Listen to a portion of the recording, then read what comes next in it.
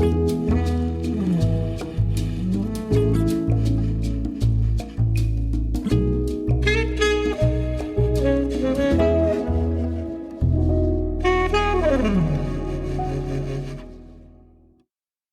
everyone, I'm Rick Barron, your host, and welcome to my podcast, That's Life, I Swear.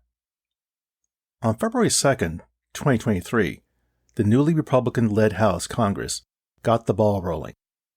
Now, the way they got this started, they put out a proposition that called out in part, and hang on for this, a concentration of power that has time and time again collapsed into communist regimes, totalitarian rule, and brutal dictatorships, has repeatedly led to famine and mass murders and the killing of over 100 million people worldwide.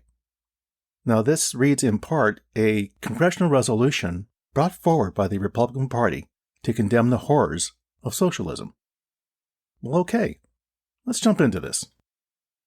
In January of this year, Republican Kevin McCarthy officially won the Speaker of the House nomination after 15 rounds of voting and a dramatic series of events on the House floor that almost ended with a fistfight.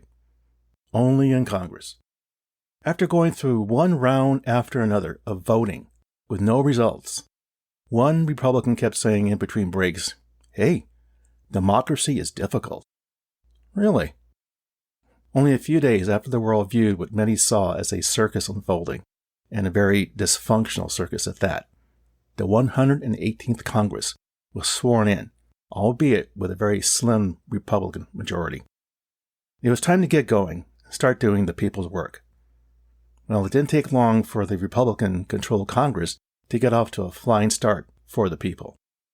So here's where we are today with the United States Congress. Now, as I mentioned earlier at the beginning of this episode, the Republican-led House put forth a resolution condemning socialism, which absolutely stirred up a chaos of criticism and mockery online, as the GOP used its new House majority to forge ahead with its new agenda. Republican Representative Maria Salazar of Florida, who sponsored the resolution, said on the House floor, and I quote, "It is a lie that socialism will solve your problems, economic or social. We cannot let this evil ideology take hold in this country. We are in the United States, the stronghold of freedom. That is why we must pass this resolution." Nice spin. Frightening, but nice. Now, the 435-word resolution sounds like a flyer dropped off at your front door from those whose brains are polluted with idiotic conspiracy theories, horror, evildoers, death camps, and more, which has now become the norm for the Republican Party. Everything that comes out from the Republicans today, in spoken word or text, against programs designed to provide basic necessities or relief, are immediately labeled as horrific, communist-driven, mass murders will result, and the list goes on. Just read the resolution, which you'll find on my website under show notes for this episode. I'll let you draw your own conclusion, but for me, it read like a Stephen King novel. So why do Republicans view democratic socialism as similar to Soviet communism? Let me explain. For years, Republicans have depicted democratic socialism as being similar to Soviet communism. While the two political ideologies have some similarities, such as a central control over the economy, there are also significant differences between them. Republicans argue that the democratic socialist agenda, which calls for a more equitable distribution of wealth and resources, will erode individual freedoms and increase government control over citizens' lives. Those who are labeled as democratic socialists, such as Bernie Sanders of Vermont or Representative Alexandria Ocasio-Cortez, argue that they support a democratic form of government where the people have a say in the policies that affect their lives. The Soviet system is authoritarian, with no regard for individual rights and freedoms. Now, there's an argument to be made that the Soviet system is not truly socialist, as it's dominated by a single party and doesn't allow for political competition. Now, while both systems are centered on government control and redistribution of wealth, the similarities end there. However, this has not stopped Republicans from linking the two together in their criticism of democratic socialism. At its core, democratic socialism is an economic system that seeks to balance the market economy with government intervention to provide essential services and ensure social welfare. Now, proponents of this ideology believe that the government should play a more active role in providing basic necessities such as healthcare, education, and housing for its citizens. This, they argue, will help to reduce the inequality and improve the standard of living for all Americans.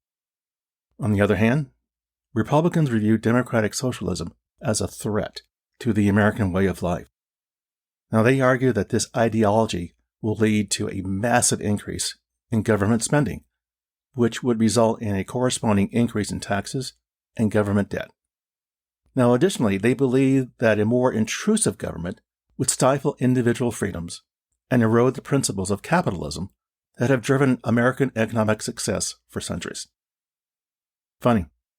Now, where was all this concern about a threat to America when Trump's cronies stormed the Capitol on January 6th? Well, that's another episode. Now, this might come as a surprise to the Republicans, but America has many democratic socialist policies. Everywhere you look, you can see socialist programs in all facets of American life today. Now, check out this short list: Social Security, Medicare, farm subsidies, the COVID-19 economic relief, which was signed by Donald Trump, national parks, minimum wage, the New Deal, the Federal Housing Administration, our military, and the list goes on. Now, I see all these programs, and I am still not seeing U.S. citizens calling themselves comrades as they walk down the streets wearing their red berets today. Now, critics argue that the GOP's characterization of democratic socialism is misguided, and that they are confusing it with Soviet-style communism, in contrast to the centralized control and lack of individual freedoms under communist regimes. Democratic socialism is focused on creating a more equitable distribution of wealth and resources, not on eliminating individual freedoms. Now, there are other democratic socialist countries, such as Sweden, and they have proven that it is possible to balance government intervention with market forces to create a thriving economy with high levels of social welfare. Now, to be fair, Sweden has had some issues with its government programs, but it's been tweaked and reviewed, and is still working for the public today. In these countries, the government provides essential services, such as healthcare and education, while also allowing for private enterprise and individual freedom. Some Republicans have used the Venezuela democratic socialist style of government as a classic example of falling into a communist state. That's a fair story. Now, suffice it to say, it's a matter of how programs are structured and executed to help their citizens. If not planned correctly, sure, things will go wrong. But to do a comparison, take a look at Norway, which is far more socialist than Venezuela. Norway is a particularly good comparison point since oil and state-owned oil companies play similar roles in their economies. Now, the Norwegian public sector is a bigger employer, and the Norwegian government holds far more of the country's wealth. Now, if Venezuela is a socialist basket case, as it is today, well, Norway is just the complete opposite. I provided a link in my script and podcast show notes that provides information regarding the difference with Norway and Venezuela, so I hope you take a look at it. For a very long time, Republicans have gone out of their way to label everything and anything from programs Democrats put on the table that would improve the lives of Americans as tainted with socialism, from climate control, public education, affordable health care, and Social Security. It's obvious from the Republicans' point of view that it cannot be anything but socialism. Almost every rebuttal from the Republican Party is based on fear. Trump taught them that. I see this resolution as nothing but political theater. To me, I think the goal here, or the real goal, is to divide and embarrass Democrats And isolate the handful of socialists in Congress by forcing the rest of the caucus to either condemn them or just publicly take their side. The Republicans only want to show the base that they're going to fight those guys. Now, Social Security was launched during the Great Depression and was characterized as socialist. Medicare was enacted in 1965 and sometimes attacked as socialism. Come on.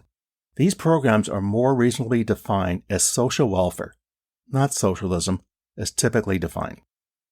Now, when the dust settles, the United States has a mixed economy, with capitalism and socialism. Republicans scheming political propaganda to create fear and confusion about American socialism only points to one conclusion. It's the Republican Party that are the weak ones. And for them, being sensible is hard to grasp. So I say to the Republicans, have fun sticking pins in your Social Security and Medicare voodoo dolls, and reading your Trump conspiracy, How to Storm the U.S. Capitol for Dummies handbook. Oh, and don't forget Trump's digital flashcards. Now, what can we learn from this story? What's the takeaway? As the country continues to grapple with these issues, it's clear that the debate over the role of government in American society will continue to intensify. It's a given. While Republicans will continue to warn of the dangers of democratic socialism and equate it with Soviet communism, Democrats will push back, arguing that their agenda is focused on providing essential services and creating a more equitable society. Nothing more. Well, there you go. That's life, I swear. For further information regarding the material covered in this episode, I invite you to visit my website, which you can find on either Apple Podcasts or Google Podcasts, for show notes calling out key pieces of content mentioned, and the episode transcript. As always, I thank you for listening. Be sure to subscribe here or wherever you get your podcasts so you don't miss an episode. See you soon.